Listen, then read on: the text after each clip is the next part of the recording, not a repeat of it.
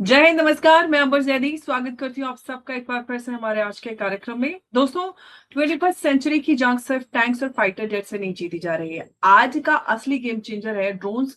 और अगर पाकिस्तान को यूक्रेन के बैटलफील्ड से ड्रोन टेक्नोलॉजी और ऑपरेशन एक्सपीरियंस मिल रहा है, तो साउथ एशिया की या फिर हम इंडियन सब कॉन्टिनेंट की बात करते हैं, तो उसकी सिक्योरिटी डायनेमिक्स पर इसका कितना बड़ा और कितना गहरा असर हो सकता है। यूक्रेन रशिया वॉर ने दुनिया को ये दिखाया कि relatively low cost FPV drones और जो लॉइटरिंग म्यूनिशंस हैं, और साथ ही जो ड्रोन सॉन्ग्स है, बैटलफील्ड का पूरा जो इक्वेशंस है वो बदल कर सकते हैं। अब एक एनालिसिस में ये दावा किया गया है कि पाकिस्तान यूक्रेन के एक्सपीरियंस से अपनी ड्रोन कैपेबिलिटीज को मजबूत करने की कोशिश कर रहा है, जिससे भारत की जो सिक्योरिटी कैलकुलेशंस है उस पर असर पड़ सकता है। अब ये एनालिसिस जो है, इसके कुछ ऑपरेशनल क्लेम्स की जो इंडिपेंडेंट ऑफिशियल कंफर्मेशन है वो पब्लिकली अवेलेबल तो नहीं है, लेकिन सवाल ये है कि क्या पाकिस्तान सिर्फ ड्रोन्स खरीद रहा है या फिर मॉडर्न वॉरफेयर का नया डॉक्ट्रिन भी सीख रहा है। और अगर बैटलफील्ड एक्सपीरियंस ट्रांसफर होता है, तो भारत की जो काउंटर ड्रोन स्ट्रेटजी है वो कितनी तैयार है, कितनी मजबूत है। और ऑपरेशन सिंदूर के बाद अगर हम इंडियन सब कॉन्टिनेंट की बात करते हैं या पूरे साउथ एशिया की, तो उसमें ड्रोन वॉरफेयर पर पहले ही जो हमने चर्चा है वो तेज होते हुए देखी है। ऐसे में अगर Pakistan unmanned system, AI enabled targeting और इलेक्ट्रॉनिक वॉरफेयर कैपेबिलिटीज को एक्सेलरेट करता है, तो क्या ये रीजन में एक नई टेक्नोलॉजी रेस की शुरुआत होगी। और सबसे बड़ा सवाल ये कि क्या अगला संघर्ष जो है वो मिसाइल से कम और ड्रोन से ज्यादा होगा। क्या फ्यूचर की जो जंग है उसमें जो करोड़ों की जो फाइटर्स हैं, उससे ज्यादा लाखों की जो ड्रोन्स है वो खतरनाक साबित होने वाली है। तो दोस्तों, मैं हूं आपके साथ एक बार फिर से एक चर्चा लेकर हाजिर हूं, और डिबेट आज की जो है इसमें हम डिकोड करेंगे कि पाकिस्तान के ड्रोन एम्बिशंस और यूक्रेन कनेक्शन और भारत के लिए ये कितना बड़ा स्ट्रेटेजिक इम्प्लीकेशन है। तो इस चर्चा को शुरू करते हैं, और एक बार फिर से मेरे साथ इस चर्चा में मौजूद है उमेश अग्रवाल जी। उमेश जी, स्वागत है आपका। जय हिंद, नमस्कार। जय सिया राम अंबर जी। जय सिया राम। उमेश जी, पाकिस्तान को अगर हम देखते हैं, तो अब पाकिस्तान, क्या आपको लग रहा है कि पाकिस्तान यूक्रेन से सिर्फ टेक्नोलॉजी ले रहा है या फिर बैटलफील्ड टैक्टिक्स जो है वो भी वो सीखने की कोशिश कर रहा है, पूरा जो एक्सपीरियंस है वो उसको ट्रांसफर हो रहा है। देखिए अंबर जी, सबसे पहले हमें ये समझना पड़ेगा कि यूक्रेन और रशिया के बीच में जो वॉर है 4 साल से चल रहा है। और 4 साल के अंदर यूक्रेन जो है विश्व के अंदर सबसे बड़ा ड्रोन प्रोडक्शन सेंटर बन चुका है। आज ऐसी हालत है कि वो Denmark, Estonia, Netherland, Latvia, Lithuania और अभी जो इसराइल और ईरान जो वॉर हुआ है उसके अंदर भी कतर है, सऊदी अरेबिया, यूएई ने अपना एक्सपर्टाइज मांगा है यूक्रेन से कि कैसे इरानियन ड्रोन्स को वो काउंटर करे, क्योंकि रशिया के पास शाही ड्रोन्स थे जो ईरान ने उनको सप्लाई किए थे। इसके लिए उन्होंने यूक्रेन के ड्रोन्स मांगे थे। अभी ऑपरेशन सिंदूर में पाकिस्तान के पास जो ड्रोन थे, चाइनीज, टर्किश और उनका जो होम ग्रोन ड्रोन्स थे, वो इनएफेक्टिव साबित हुए। अब पाकिस्तान क्या कर रहा है, वो यूक्रेन से मांग रहा है बैटलफील्ड एक्सपीरियंस। वो मांग रहा है कि आपने इलेक्ट्रॉनिक वॉरफेयर रेसिस्टेंस कैसे किया, क्योंकि ड्रोन की जो टेक्निक्स होती है उसको जाम किया जाता है, जो उनके कनेक्शन को उसको कैसे इवेड किया जाए, ड्रोन स्वार्म्स कैसे यूज किया जाए, लॉइटरिंग म्यूनिशंस कैसे यूज किया जाए, first person view attack drones वो कैसे किया जाए, ड्रोन का मास प्रोडक्शन वो बहुत इंपॉर्टेंट है। और अभी पाकिस्तान के अंदर प्राइवेट और पब्लिक पार्टनरशिप के अंतर्गत जो है कराची के अंदर बहुत बड़ा एक यूनिट भी आ चुका है। देखिए, सबसे बड़ी बात है अंबर जी, रशिया यूक्रेन वॉर के अंदर हमें मालूम पड़ गया है कि ड्रोन जो है बहुत ही इफेक्टिवली यूज हुआ है। इनफैक्ट ड्रोन्स ने रशिया के डीप अंदर जाके वहां पर उन्होंने उनकी रिफाइनरी, उनकी जो मिलिट्री बेसेस है, यहाँ तक कि उनके एयरफोर्स के प्लेन थे वो भी उड़ा दिए। अब पाकिस्तान ये भी जो है ये एक्सपर्टाइज भी मांग रहा है, जिसके अंदर जो कॉम्प्लेक्स स्वार्म ऑपरेशंस है और जितना बड़ा भी ये प्रोडक्शन है। देखिए, यूक्रेन हर साल कम से कम 5 से 6 मिलियन ड्रोन्स बनाता है। मतलब every year 50 lakhs to 60 lakh drones बनाता है, और इसके पास वर्ल्ड का सबसे रिचेस्ट ऑपरेशनल नॉलेज है। कामिकाजी ड्रोन्स जो ये बताते हैं कि जो इसको बोलते हैं फिदाइन ड्रोन्स। फिर एक और एक चीज है कि जो लंबे दूरी के जो ड्रोन्स होते हैं उसके ऊपर सर्वेलेंस करना, और सर्वेलेंस करके टारगेट को एक्वायर करके उसको खत्म करना। फिर सबसे बड़ी बात है कि जो यूक्रेन की जो जैसे इंजन्स होते हैं, क्या उसके पिस्टन्स क्या है, उसका क्या सॉफ्टवेयर इंटीग्रेशन करना है, ये सब उनको जो है यूक्रेन पाकिस्तान को प्रोवाइड कर रहा है। इनफैक्ट यूक्रेन तो पाकिस्तान को काउंटर इलेक्ट्रॉनिक वॉरफेयर और वो भी जो ड्रोन्स है उसको उन्होंने इंटरग्रेट कर दिया है अपने आर्टिलरी ऑपरेशंस के साथ, वो भी एक तरह से समझा रहा है। अमर जी, इसका आप समझ लीजिए, ये जो फैसिलिटी अगर आ जाता है और ये जो स्वॉर्म ऑपरेशन हमारे बॉर्डर पे चालू हो जाता है, और पाकिस्तान के पास अगर ये फैसिलिटी आ जाती है कि वो हम पर सर्वेलेंस और टारगेट एक्विजिशन करके टारगेट कर सके, तो हमारे लिए बहुत बड़ी तकलीफ हो जाएगी। इसके यही लिए सवाल मैं आपसे पूछना भी चाह रही थी उमेश जी, कि क्या भारत की जो बॉर्डर सिक्योरिटी ड्रोन जो थ्रेट्स है उसके लिए कितनी तैयार है, और साथ ही साथ जो काउंटर ड्रोन सिस्टम है वो भारत की जो कैपेबिलिटी है उसमें वो कितना स्ट्रांग है?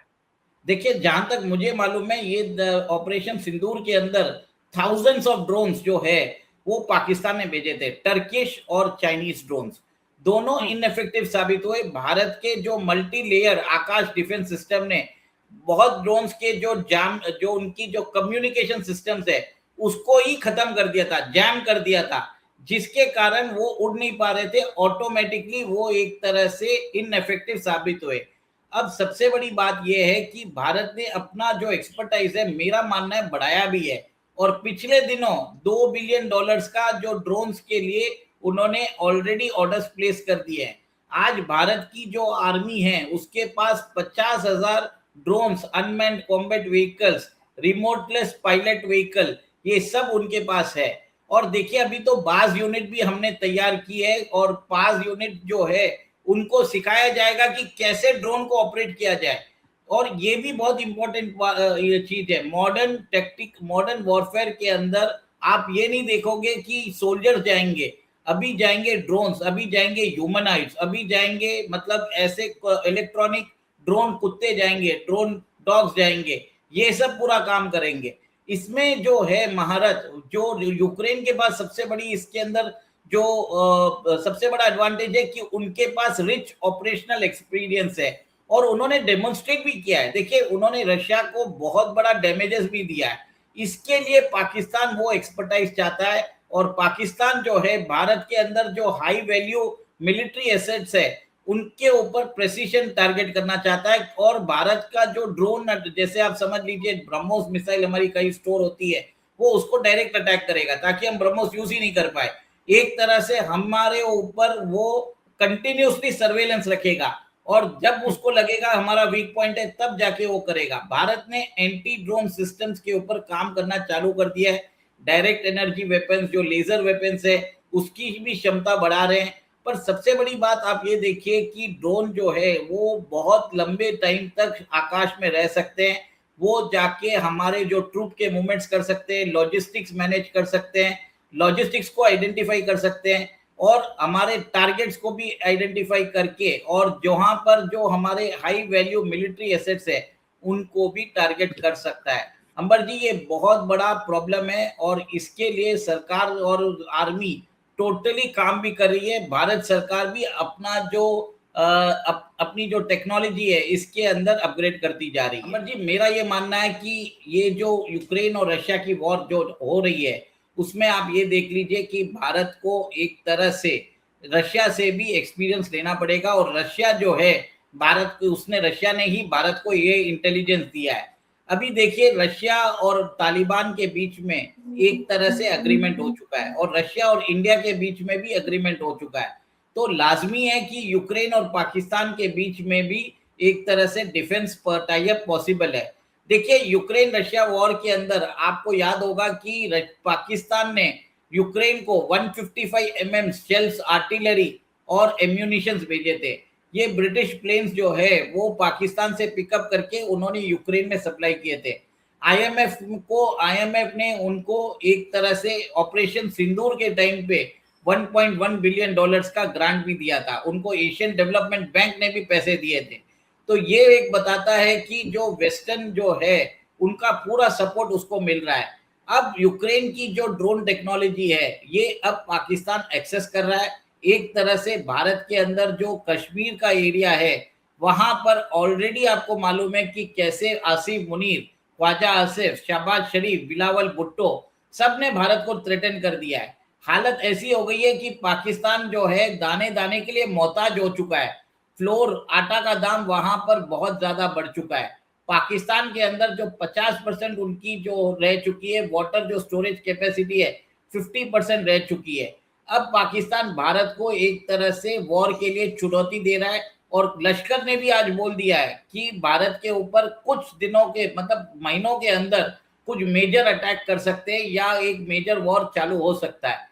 इन मोर लाइकलीहुड आप ये देखेंगे कि ड्रोन जो है नेक्स्ट वॉर के अंदर इंटेंसिवली यूज होंगे और भारत भी अपने जो मिलिट्री जो इंफ्रास्ट्रक्चर है वो अपग्रेड कर रहा है एलएसी पे, एलओसी पे, और पाकिस्तान को एक तरह से पूरी तरीके से केपेबल है भारत एक तरह जी। से उनको काउंटर करने के लिए। लेकिन उमेश जी, अब सबसे बड़ी बात यहाँ पर ये निकल के आती है, जो स्ट्रेटेजिक पॉइंट है कि जो भविष्य है वो ये नजर आता है कि जो ड्रोन कन्वेंशनल वॉर है, वॉरफेयर वही फ्यूचर होने वाला है, जो महंगे जेट्स और ये सारी चीजें। और हमें अब समझ में आ रहा है कि भारत उस दिशा में काम भी किया है भारत ने काफी। देखिए भारत जो है एक तरह से देखिए हमारा डिफेंस बजट भी लिमिटेड है। हमें आज मल्टी फ्रंट वॉर पे काम करना पड़ रहा है। हमको पाकिस्तान बॉर्डर भी देखना पड़ता है, चाइनीज बॉर्डर भी देखना पड़ता है, बांग्लादेश की बॉर्डर भी देखना पड़ता है। तीन वे से हमारी जो फोर्सेस है डिप्लॉय हो चुकी है। तीनों जगह पे हमें एक minimum inventory of critical weapon systems चाहिए। तीनों जगह पर आपको मालूम है कि हमारे ऊपर खतरा हो सकता है। तो भारत इस चैलेंज के लिए रेडी हो चुका है, जिसमें आप देखिए पाकिस्तान और चाइना के पास न्यूक्लियर वेपन्स भी है। ऊपर से भारत को नीचे लाने के लिए अमेरिका जो है कॉवर्ड सपोर्ट दे रहा है बांग्लादेश को। तो ये एक तरह से भारत के ऊपर मल्टी फ्रंट वॉर चालू हो चुका है। और भारत को जो आज दुश्मन है, मैं उसमें आप एक और एक देश ऐड कर देता हूँ, वो यूक्रेन है। क्योंकि अभी तक मैंने बोला था कि USA, China, Azerbaijan, Turkey, Pakistan और बांग्लादेश हमारे दुश्मन हैं। पर आज के दिन आप इसके अंदर यूक्रेन को भी जोड़ लीजिए, क्योंकि जेलेंस्की जो है वो भारत के अगेंस्ट ही रहते हैं, वो पाकिस्तान का सपोर्ट ही करते हैं। और यूक्रेन जो है, यूक्रेन ने पाकिस्तान को जो उनके टैंक्स है उसके लिए इंजन भी दिए हैं। तो एक तरह से बहुत पुराना एक संबंध है यूक्रेन और पाकिस्तान के बीच में। उनके बीच में वेपन सिस्टम्स का जो आदान प्रदान है वो होता रहता है। और मेरा ये मानना है कि आगे जाके भारत को चुस्ती और मुस्तैदी के साथ अपने बॉर्डर को गार्ड करना पड़ेगा। और देखिए एक और एक चीज है, जैसे हमास ने इसराइल के जो आयरन डोम सिस्टम को ओवरवेलम किया, ऑपरेशन सिंदूर में पाकिस्तान ने वही ट्राई किया था। अब अगली बार जो है पाकिस्तान यही जो है ड्रोन जो स्वार्म्स है भेज के हमारे डिफेंस सिस्टम्स को ओवरवेलमिंग करने की कोशिश करेगा। तो भारत को भी ऐसा को टैक्टिक्स अपनाना पड़ेगा, भारत को भी काउंटर ड्रोन स्टॉर्म्स भेजने पड़ेंगे पाकिस्तान के अंदर। और उनको नेक्स्ट टाइम छोड़ना नहीं है। पाकिस्तान के जो मिलिट्री हेडक्वार्टर्स है रावलपिंडी और इस्लामाबाद, उनको तहस नहस करके आना चाहिए। हमने ऑपरेशन सिंदूर में उनको छोड़ दिया था, ये गलती ऑपरेशन सिंदूर 2.0 में नहीं करनी चाहिए, ये मेरा तो मानना है। भारत की अगर हम बात करते तो आपको क्या लगता है कि भारत को जो इंडिजिनस ड्रोन मैन्युफैक्चरिंग है वो और कितनी तेजी से बढ़ानी चाहिए, और साथ ही साथ जो make in India defence ecosystem है और कितना ज्यादा उसको एक्सेलरेट करने की जरूरत है? ऑलरेडी काम तो चालू है। मैं देख रहा हूँ ड्रोन के रहते बहुत सारे कंपनीज को कॉन्ट्रैक्ट्स भी मिल रहे हैं। नए नए स्टार्टअप जो हैं नए तरीके के ड्रोन्स निकाल रहे हैं। और अभी तो इसके ऊपर अंदर भारत के अंदर एक मिनी इंडस्ट्री जैसा खुल चुका है। इनफैक्ट अभी आप कुछ दिनों में देखेंगे भारत ड्रोन्स एक्सपोर्ट भी करेगा। जब हमारी मिलिट्री रिक्वायरमेंट्स पूरी हो जाएंगी तब भारत ड्रोन्स भी करेगा। और अभी आपको मालूम है भारत सरकार ने 1 लाख करोड़ का डिफेंस जो इनोवेशन एंड रिसर्च फंड है वो क्रिएट किया है स्टार्टअप्स के लिए। इसका हमको बहुत फायदा मिल रहा है। ड्रोन स्टार्टअप्स जो है वो निकल के आ रहे हैं और कॉस्ट चीप इफेक्टिव ड्रोन्स हमें मिल रहे हैं। और ऐसा है, आपने लाखों की बात किया, कुछ हजारों में ये लोग भी क्रिएट कर रहे हैं।